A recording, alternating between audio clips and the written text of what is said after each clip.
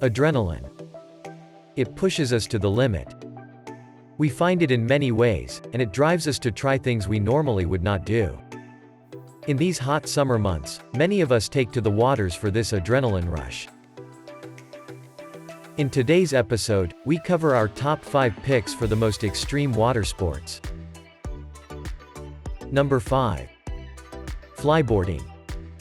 Invented in 2012 by French watercraft rider, Frankie Zapata. This sport uses hydroflighting propulsion, or quite simply, you're lifted by water jets. Flyboards work by taking the water output from a jet ski, and diverting it through a hose connected to the jet ski. This then connects to the flyboard with jets on the bottom.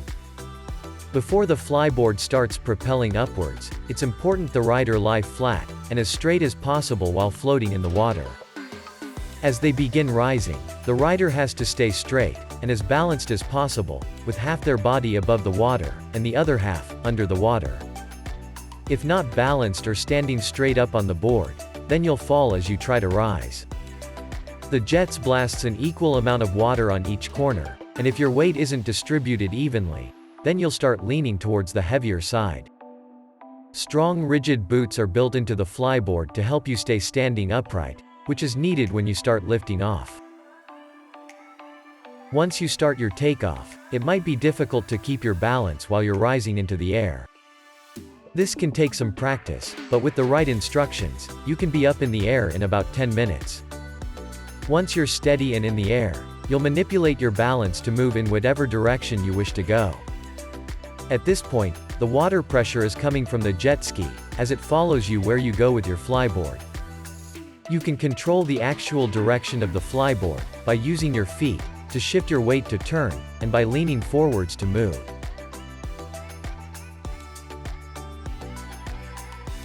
Number 4. Extreme kayaking. Kayaking can be a relaxing sport, paddling lightly around a lake, with a line in the water. However, many others prefer the rush of the whitewaters. These whitewaters are measured by difficulty, and are categorized by classes. From Class 1 being the easiest, to Class 6, which is the hardest and very dangerous. There are only a handful of Class 6 rapids around the world, and some are impassable. One of these Class 6 runs exists in Oregon, USA. Celestial Falls on the White River is a 41-foot drop, and only the bravest dare ride this run. With little to no instruction, you can be paddling on a lake very quickly. As far as hitting the whitewaters, this can take time and a lot of effort to prepare yourself for these runs. With a 5-day whitewater course, you could be running Class 1 to 3 rapids. However, riding Class 4 to 6 rapids is another story, and will require an advanced skill course, and you require hundreds of hours of paddling experience to qualify for these courses. Once you have learned to boof, squirt, and roll properly, you will be ready. Number 3. Cliff jumping. Cliff jumping is one of the most intense and dangerous water sports. It originated in Hawaii nearly 250 years ago. The legend told by the Hawaiian people is the king of Maui, Kahekili II, would force his warriors to leap off cliffs, feet first, into the waters below. Doing so would prove their bravery, loyalty, and their boldness.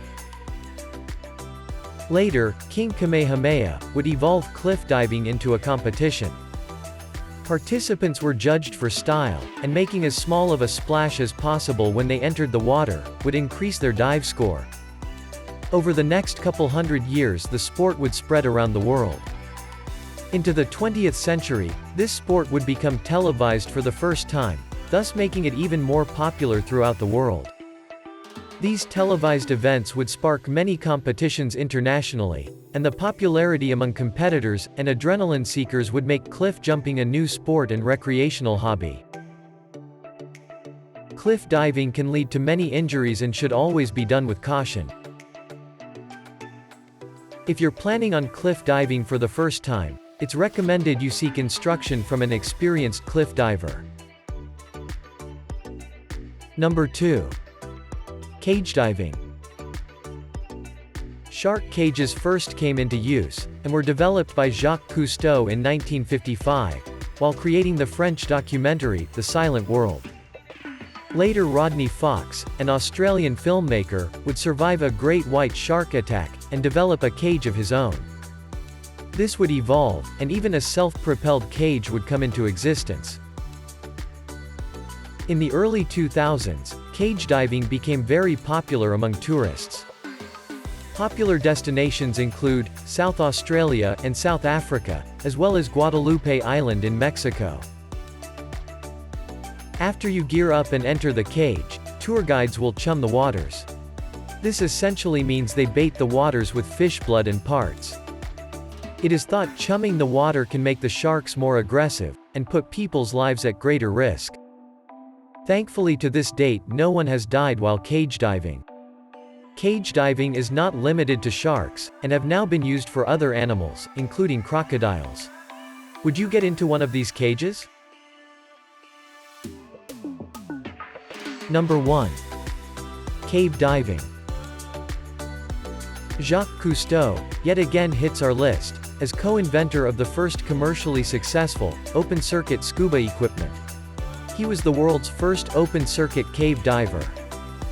However, it is believed that many cave divers penetrated caves prior to Cousteau, with surface-supplied breathing apparatuses through the use of umbilical hoses and compressors.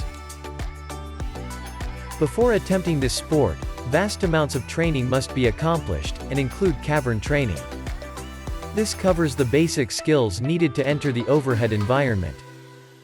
This is followed by apprentice cave training, and then full cave training. After the training is complete you will have the experience needed to navigate deep and complex cave systems.